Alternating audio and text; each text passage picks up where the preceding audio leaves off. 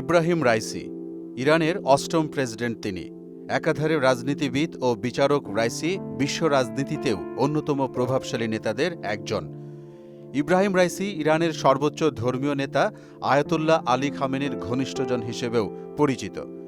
President হওয়ার আগে দেশটির প্রধান বিচারপতি হিসেবেও দায়িত্ব পালন করেন তিনি। তার কারণেই দেশটিতে মৃত্যুদণ্ডের সংখ্যা কমেছে।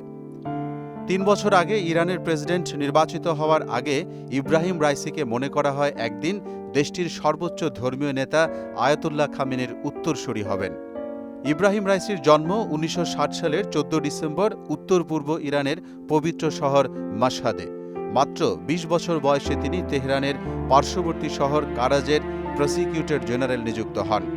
১৯৮৯ থেকে ১৯৯৪ সাল পর্যন্ত তেহরানের প্রসিকিউটর জেনারেলের দায়িত্ব পালন করেন রাইসি।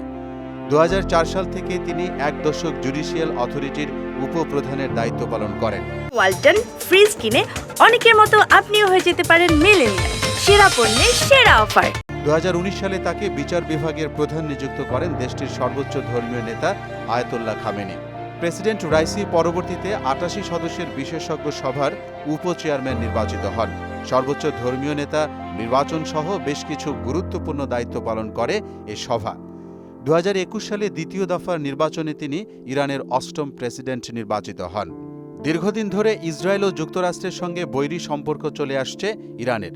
ইব্রাহিম রাইসি ক্ষমতায় আসার পর যুক্তরাষ্ট্রের নিষেধাজ্ঞা মোকাবেলায় প্রতিবেশীদের পাশাপাশি চীন ও রাশিয়ার সঙ্গে সম্পর্ক উন্নয়নে বিশেষভাবে মনোযোগ দিয়েছিলেন।